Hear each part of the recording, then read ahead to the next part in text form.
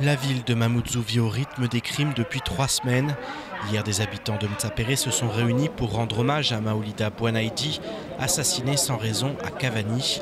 Les villageois demandent des comptes aux autorités, à commencer par le maire. Ce dernier dénonce pour sa part l'impunité dont jouissent certains délinquants sur le territoire.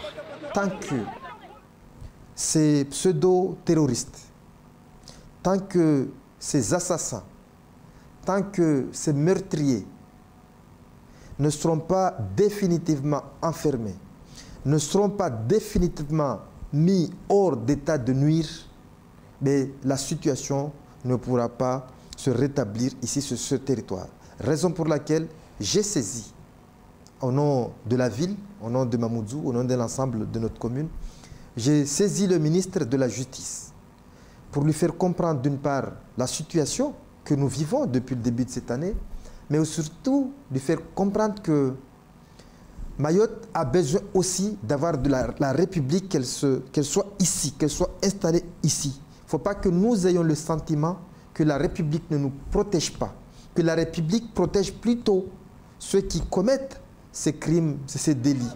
Le maire s'insurge contre les multirécidivistes. Selon lui, si la situation n'évolue pas, les habitants décideront de se faire justice eux-mêmes. À très court terme, si des réponses pénales effectives ne sont pas envoyées, si des signes que tous ceux qui commettent ces crimes ne sont pas mis hors d'état de nuire tout de suite, forcément les gens... Les forces de l'ordre, encore une fois, ils font leur travail. Ils sont sur le terrain, ils reçoivent des coups. Moi, j'en ai les matériels. Tout le temps, on est obligé de les réparer. Les véhicules de police qui se font caillasser, brises, vitrées. Une trentaine, en une semaine. En une semaine, 30 policiers municipaux se sont fait blesser en intervention. On ne peut pas continuer impunément à ce que cette situation perdure.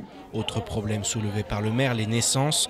Pour lui, il est grand temps de mener une grande campagne pour sensibiliser les parents. Nous ne pouvons plus continuer sur un territoire aussi petit que Mayotte à avoir 10 000 naissances par an. Parce que ça, c'est aussi une des conséquences. C'est parce que ces parents, pour la majorité qui mettent au monde ces enfants, ils délaissent l'autorité parentale. Et ces enfants se retrouvent dans la rue. On ne peut plus continuer au CHM de Mamoudzou à avoir 10 000 naissances par an. C'est une vraie question de société.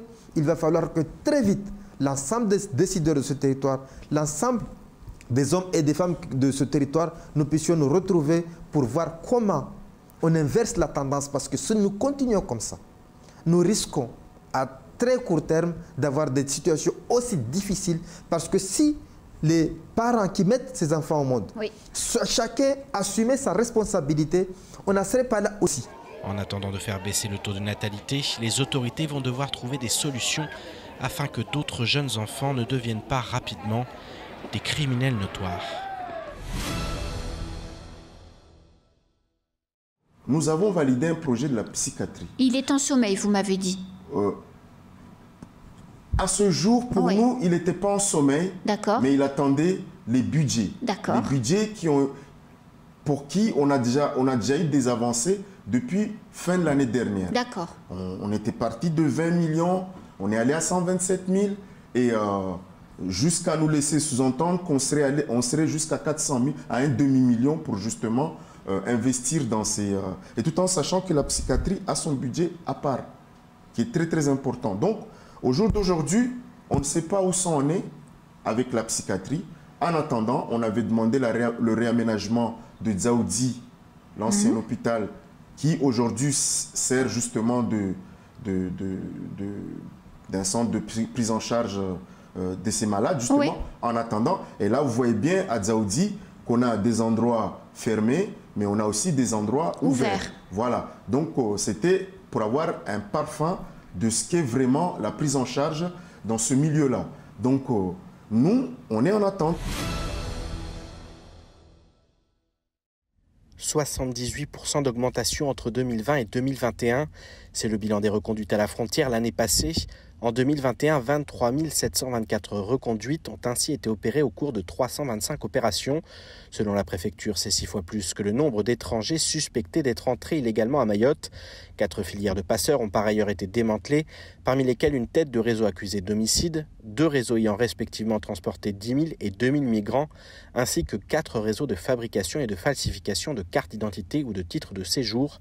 Au total, 324 passeurs ont été présentés à la justice ainsi que 36 autres individus pour des reconnaissances frauduleuses de paternité impliquant plus de 130 mères. Enfin, 809 contrôles concernant l'emploi d'étrangers sans titre ont été effectués pour un total de 1,8 million d'euros d'amende prononcée à l'encontre des employeurs. Vendredi dernier, l'association départementale des pupilles de l'enseignement public de Mayotte ainsi que le conseil départemental ont inauguré un service d'accueil des jeunes en situation de handicap, placé à l'aide sociale à l'enfance et confié aux assistants familiaux. Ce projet répond aux prérogatives du conseil départemental dans le cadre du schéma départemental de l'enfance et de la famille, dont l'objectif est la protection des personnes vulnérables, la valorisation de leur autonomie et de leur réussite. La structure expérimentale va proposer une solution innovante dans l'accompagnement des enfants en situation de handicap, en les soutenant dans leur démarche de recherche d'emploi ou de formation. Il s'agit notamment d'éviter toute forme d'exclusion dont sont encore victimes ces jeunes dans leur quotidien. Le salon régional de l'orientation des lycéens se déroulera du 7 au 12 février 2022 dans les différents lycées de l'île et en clôture à la MJC de Kawéni. Objectif, offrir aux élèves et aux parents la possibilité d'échanger avec divers intervenants sur les offres de formation du supérieur et les dispositifs d'aide à leur future vie étudiante. Il leur permettra ainsi de finaliser leur choix. Ce salon s'inscrit dans une démarche globale d'accompagnement de chaque jeune tout au long de son parcours de formation et ce dès le collège. L'année de terminale est ainsi primordiale dans ce processus de décision de choix d'orientation. Pour rappel, les candidats à Parcoursup ont jusqu'au mardi 29 mars 2022 pour formuler leurs vœux et jusqu'au jeudi 7 avril 2022 pour finaliser leur dossier et confirmer leur choix une fois le dossier complet. Cette année, le collège Alidi Selemani de Mgombani a participé au concours Castor Informatique. Il s'agit d'un concours informatique de niveau international qui se déroule en ligne. Le principe du concours, c'est une approche ludique de résolution de problèmes qui ont à voir avec la pensée, ce qu'on appelle la pensée informatique, la pensée algorithmique. Donc des exercices de réflexion que les élèves font de manière très ludique sur ordinateur. Les participants ont dû résoudre 12 problèmes en ligne au cours d'une épreuve de 45 minutes comportant 12 questions interactives. 12 élèves de l'île se sont distingués lors de l'épreuve de sélection. Certains lauréats nous expliquent comment ils se sont préparés au concours. Je me suis beaucoup entraînée, notamment ici, au collège, mais aussi chez moi, pour réussir à obtenir un score maximum. Je me suis entraînée chez moi avec un ordinateur et donc j'ai bien réussi le concours. Et notre professeur de maths, M. Ayato, nous a bien montré au début comment il fallait faire, où est-ce qu'il fallait aller, tout ça. Et donc on a réussi à participer au concours bien. On faisait des séances le soir, ils nous envoyaient un code et nous on allait faire 45 minutes d'activité et c'était bien. En m'entraînant à la maison tous les jours et en participant au concours à bien réfléchir. Si les élèves ont été très motivés, les parents se sont également pris au jeu. Ça s'est très bien passé dans le sens où Siam l'a pris vraiment pour le côté ludique. En fait, c'est un jeu avant tout. Et comme il aime bien jouer comme les enfants, comme tous les enfants, donc du coup, il n'a pas eu besoin d'encouragement particulier. En fait, c'est ça. Nous, on l'accompagnait juste dans son entreprise, mais il était content de le faire. Ce concours Castor Informatique n'est en réalité qu'une première étape, comme l'explique le professeur référent de l'établissement. Alors la suite, c'est le concours Algorea qui est le plus important, qui va se dérouler en 3 phases de qualification. Après, il y aura les quarts de finale, les demi-finales, et puis la finale qui se fera au mois de juillet, donc pendant l'été en France. Donc là aussi, on espère que nos candidats vont se distinguer tout comme ils l'ont fait avec le Castor. Les élèves vont ainsi programmer et pouvoir se confronter à un certain nombre de problèmes à résoudre. À long terme, l'objectif est d'initier une vraie dynamique à Mayotte sur cet enseignement de la pensée algorithmique.